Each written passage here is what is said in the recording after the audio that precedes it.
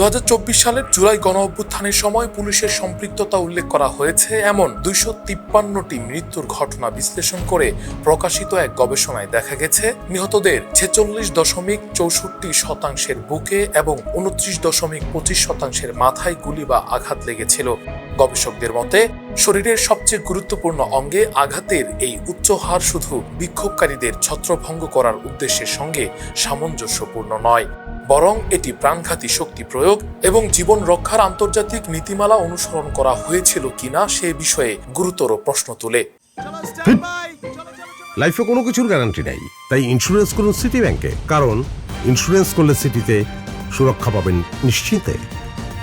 Use of lethal weapons to kill protesters by Bangladesh police, a discussion analyzing 253 death of July 24 revolution শীর্ষক গবেষণাটি 2026 সালের জানুয়ারিতে ডায়াক্স in health জার্নালে প্রকাশিত হয়।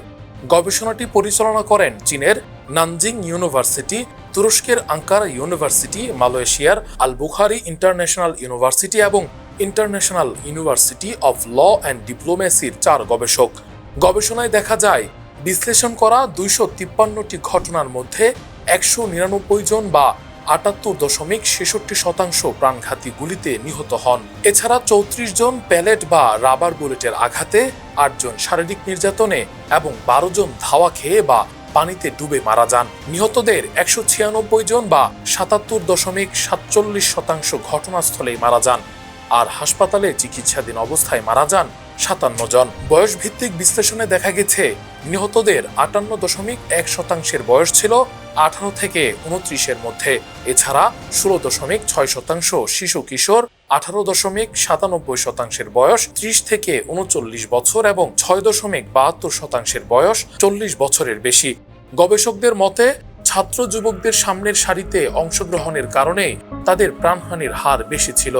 একই সঙ্গে শিশু কিশোরদের মৃত্যুকে তারা বিশেষভাবে উদ্বেগজনক বলে উল্লেখ করেছেন।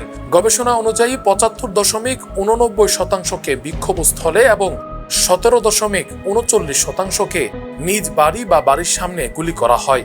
ভৌগোলিকভাবে সবচেয়ে বেশি 36.36% মৃত্যুর ঘটনা ঘটে ঢাকা বিভাগে। গবেষণায় বিক্ষোভকে নিরাপত্তার হুমকি হিসেবে উপস্থাপনের বিষয়টিকেও প্রাণঘাতী শক্তি প্রয়োগের একটি ব্যাখ্যামূলক কাঠামো হিসেবে তুলে ধরা হয়েছে। তবে গবেষকরা স্পষ্টভাবে উল্লেখ করেছেন এটি জাতীয় সংবাদপত্রে প্রকাশিত তথ্যের ভিত্তিতে পরিচালিত একটি বিশ্লেষণ।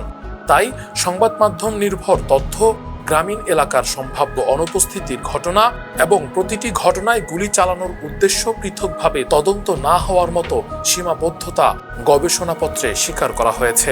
Rakibul Islam Rais, face the people, desk report.